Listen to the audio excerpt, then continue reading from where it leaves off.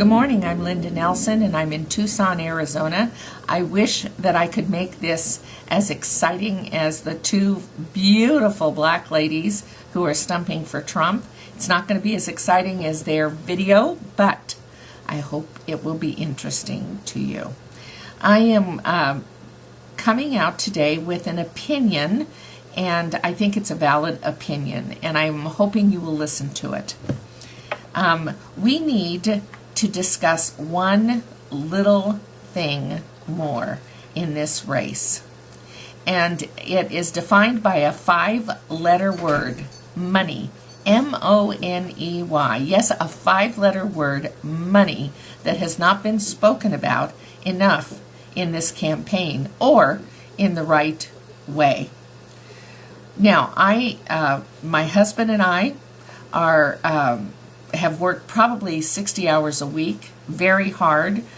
Since we were 21 years old, we've been frugal. We have earned well, and we have set money aside, and we do have a retirement. We have a retirement enough that we can give, and we can take care of ourselves into the future, hopefully. And many of you that are watching this have done the same thing, or that you're in the process of doing that. And you know how difficult it is to set money aside for your retirement. Both my husband and I were self-employed.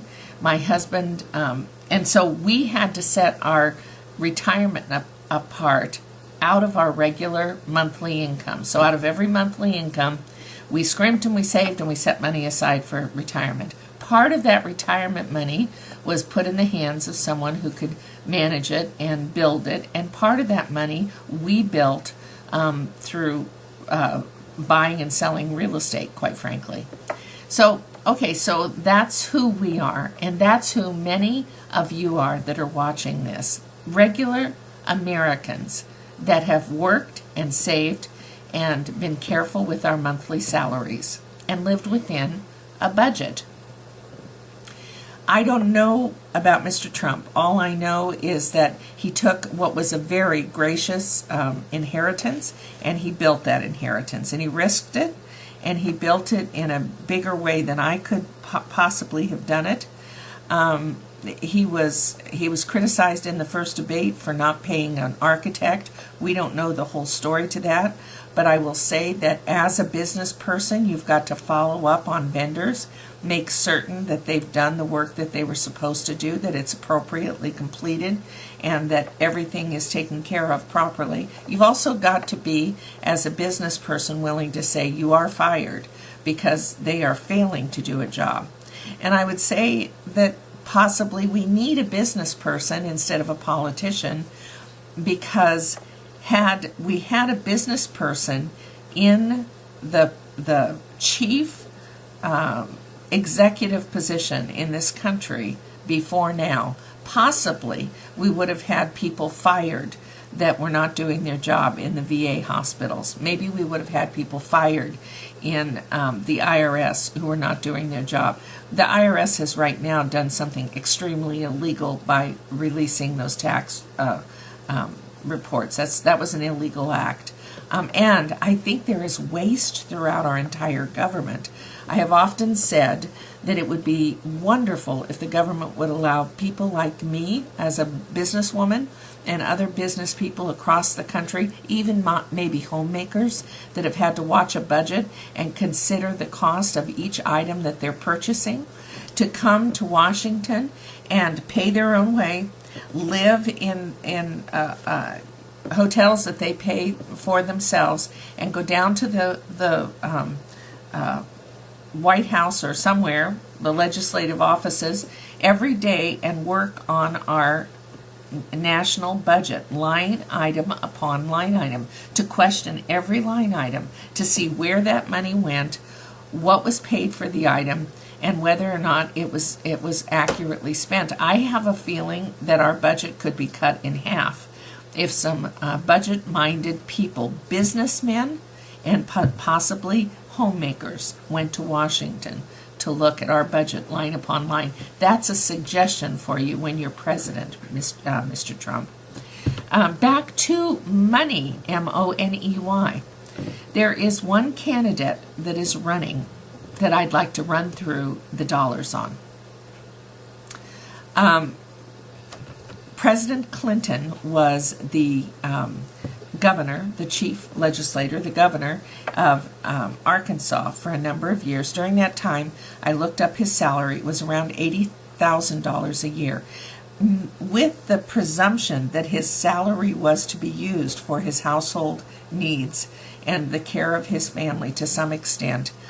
I'm going to suggest that possibly over those years he may have been able to, if they were frugal, to have saved $8,000 a year towards their retirement.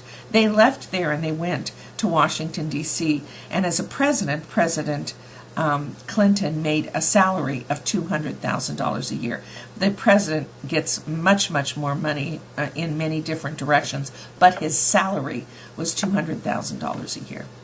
And I'm going to suggest that if they lived in a frugal way, besides obtaining a retirement from Arkansas and a retirement from the federal government as a governor as a president, that potentially the Clintons may have been able to save some $20,000 a year towards their retirement. That would give them $160,000 plus the Arkansas money in their retirement account.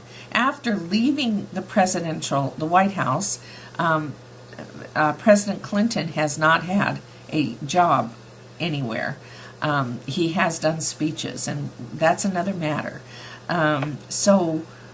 But at that time, Mrs. Clinton became a senator, and she was a senator for 5 years. She was a senator in the state of New York, and I believe her salary was about $175,000 a year for that post, that public post.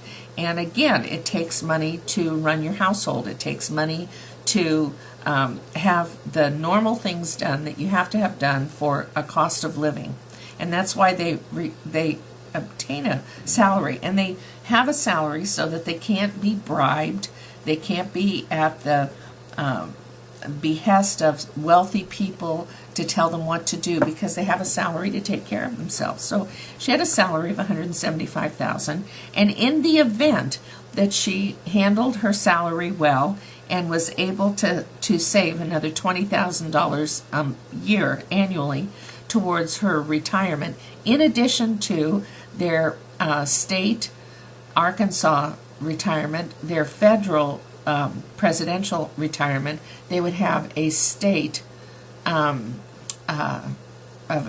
New York retirement that would be coming to them from the state as her time in the Senate for 5 years. 5 years she would get a probably a large amount of monthly money the rest of her life. So on from there, she went to be a public servant, and her public service was then as our Secretary of State. In that post, she gleaned a salary between $175,000 and $178,000 a year, or $185,000 a year. And then, of course, lots of other money that came into her hands because to take care of her travel and probably many other things. But she had a salary, and she had I'm sure she has a retirement from that federal position. So they have retired. They would be retiring now with 4 federal and or state, 2 federal, 2 state retirements. And let's say that during their time as public servants, if they were frugal, they could have saved an additional, say, $500,000 in actual savings from actual income, because they didn't do any side work. They were fully employed in the manner in which I've suggested.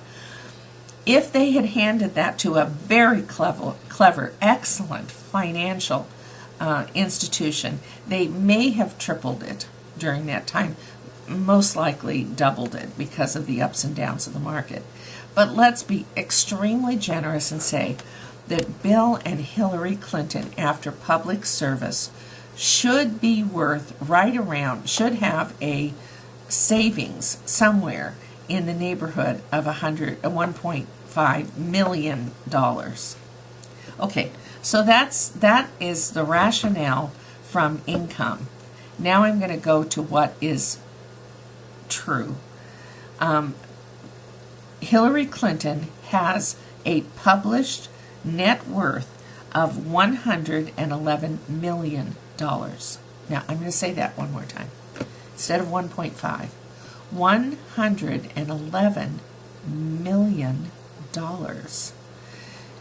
Now, we know that Bill Clinton has done some speeches, as has Hillary, mostly in the range of 20 to 30-minute speeches. And it has been suggested that those speech gratuities were created for a quid pro quo, what's the word?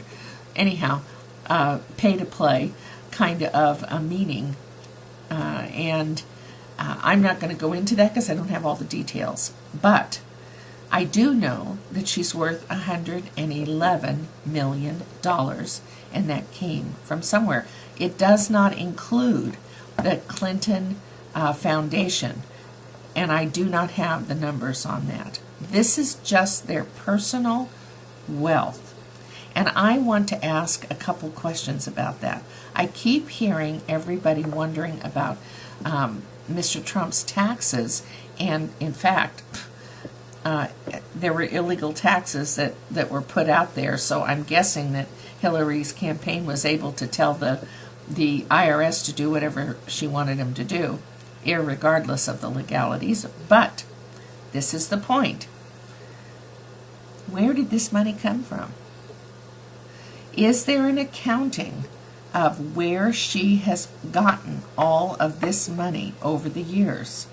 Is there an accounting of the speeches? Do we have a copy of the speeches? Do we have a copy of the amounts of money that they have earned during those speeches? Do we have a copy of any involvement or